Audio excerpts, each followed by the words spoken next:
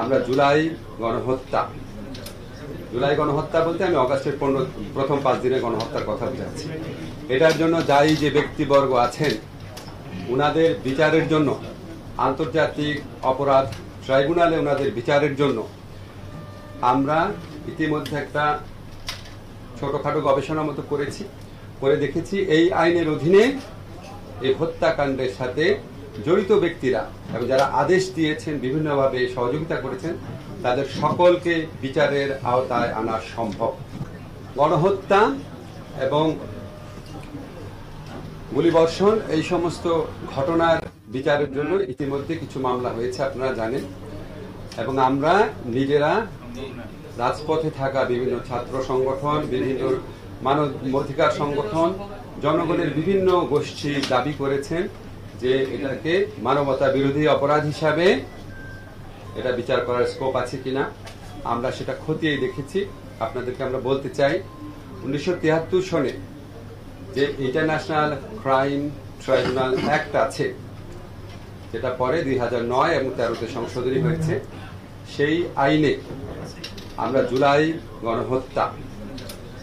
গণহত্যা বলতে আমি অগাস্টের প্রথম 5 দিনের গণহত্যার কথা বোঝাচ্ছি। এটার জন্য দায়ী যে ব্যক্তিবর্গ আছেন উনাদের বিচারের জন্য আন্তর্জাতিক অপরাধ ট্রাইব্যুনালে ওনাদের বিচারের জন্য আমরা ইতিমধ্যে একটা ছোটখাটো গবেষণা মতো করে দেখেছি এই আইনের অধীনে এই হত্যাকাণ্ডের সাথে জড়িত ব্যক্তিরা এবং যারা আদেশ দিয়েছেন বিভিন্নভাবে সহযোগিতা করেছেন তাদের সকলকে বিচারের আওতায় আনা সম্ভব। এবং আমরা এই আন্তর্জাতিক অপরাধ ট্রাইব্যুনাল, এখানে আপনারা জানেন একটা ইনভেস্টিগেশন এজেন্সি আছে, একটা প্রসিকিউশন টিম আছে, এগুলিকে আমরা রিঅর্গানাইজ করার চেষ্টা করছি। আদালতটা একটু পরে করব। আর এই ইনভেস্টিগেশনের ক্ষেত্রে এটা আমরা জাতিসংঘের তত্ত্বাবধানে করার চেষ্টা করছি। জাতিসংঘ থেকে আমাদের বারবার সহযোগিতার আশ্বাস দেওয়া হয়েছে। আমরা বিচারের সত্যিকারের স্বচ্ছতা, নিরপেক্ষতা নিশ্চিত করার জন্য আমরা জাতিসংঘের তত্ত্বাবধানে আমাদের ইনভেস্টিগেশন টিম থাকবে, তারা কাজ করবে জাতিসংঘের তত্ত্বাবধানে, সর্বাত্মক তত্ত্বাবধানে। সেটার লক্ষ্যে সমস্ত উদ্যোগ গ্রহণ করব।